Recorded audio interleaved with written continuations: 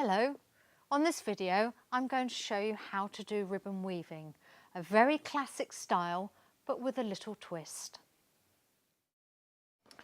Okay, what I'm going to show you is this ribbon weaving, but it's slightly different because we're using a form of iron-on violin.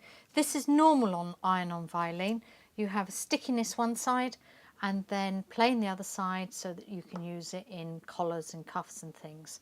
But this is slightly different. It's the equivalent of double-sided tape of the fabric world.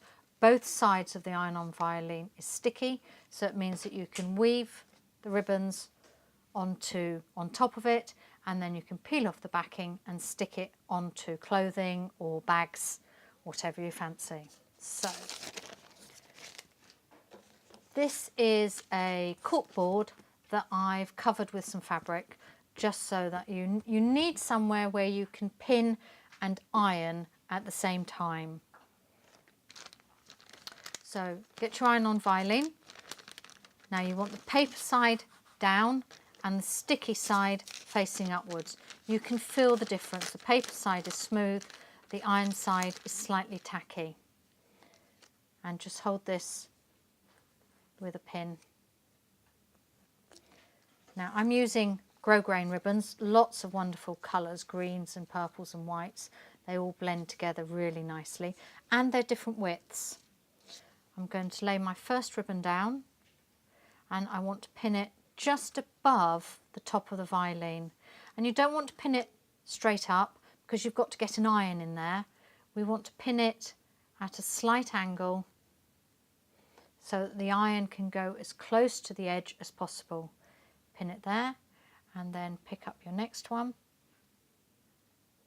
lay it down, buff it side on and pin again.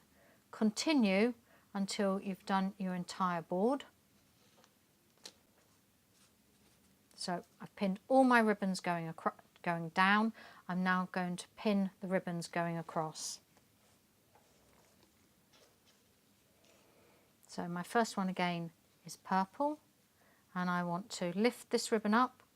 I want to go over the top of that one, under this one, over the top, under, over, under, over. All I'm doing is I'm picking the ribbons up and sliding the ribbon across to make the design.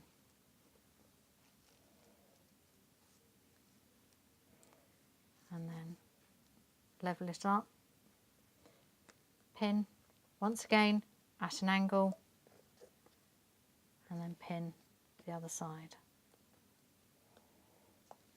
I'm following the same colourway as I did going across, so my next one will be a white, and this time I went under this one, so this one I'm going over the purple, under the white, over the green, under the white. So I'm just weaving the ribbons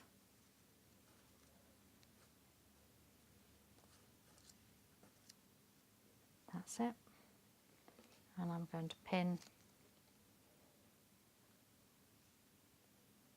my edges again.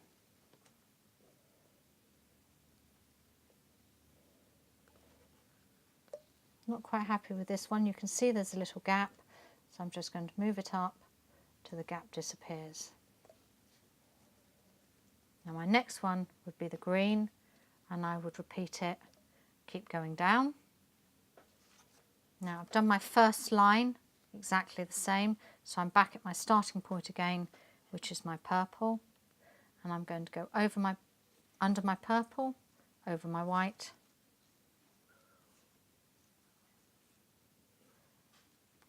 and I'm just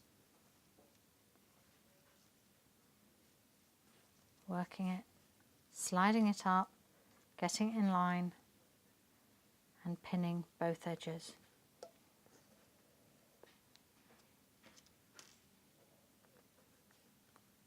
Now continue doing this until you get to the bottom of your violin.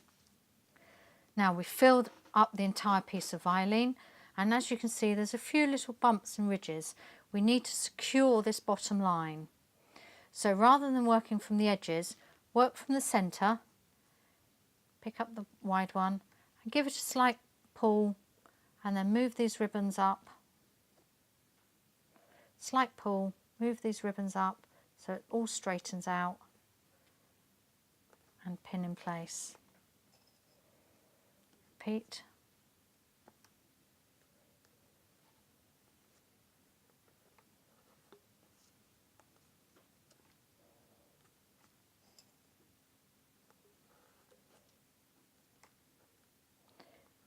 If you've noticed a mistake at this stage, you can still go back, unpin it, pull out the mistake and redo it. It's not until the next stage that we won't be able to change anything.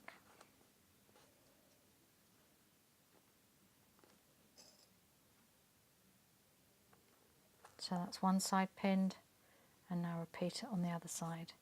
You can see all the bumps coming out now. Now I'm using glass-headed pins. Don't use plastic pins, because if the iron touches the heads, they will melt. So either glass-headed pins or just metal pins are perfect.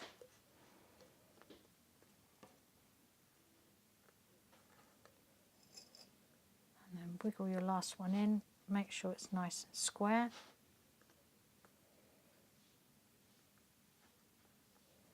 That's your weaving. Now we're ready to iron it. Now we've got all our ribbons held in place with the pins. Now we've got to iron the violin, heat up the violin from underneath to set the ribbons in place. Now I've got a small little iron, a travel iron, but you can obviously use your normal household iron. I want to protect my ribbons, so I'm just going to place a piece of scrap fabric over the top, and I'm just going to iron it in place. You want to try and get the iron into all those little corners. That's why this small one is perfect.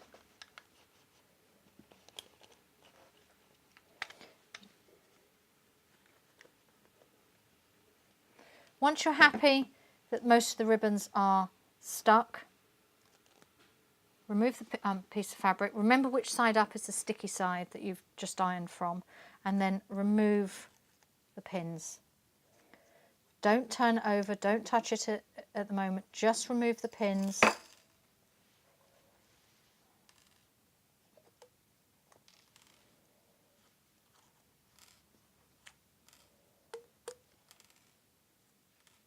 Because it still needs a final iron before we can turn it over.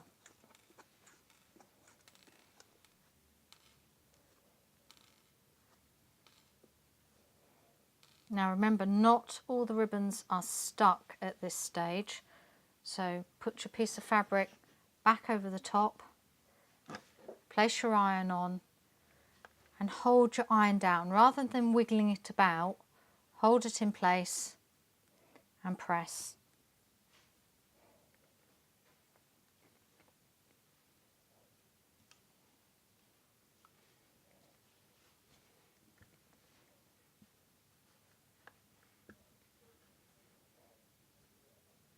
Once you're happy that it's all stuck, you can just test it and see.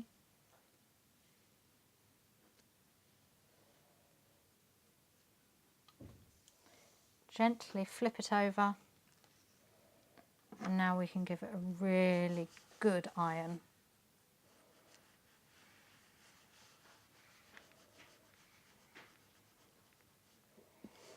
You've turned ribbon into fabric, and now you can do your applique work with it.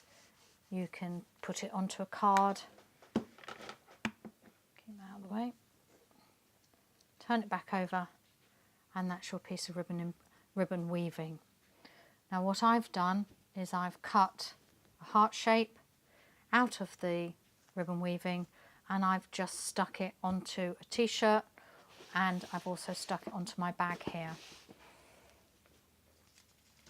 If you're going to do it straight onto a t-shirt, I suggest you seal the edges. Now remember, there's a paper backing. You have to remove the paper backing before you do this stage. because you're going to take your lighter and you're just going to run your lighter around the edge just to seal it. If you've still got your paper backing on, it's likely to go up in flames.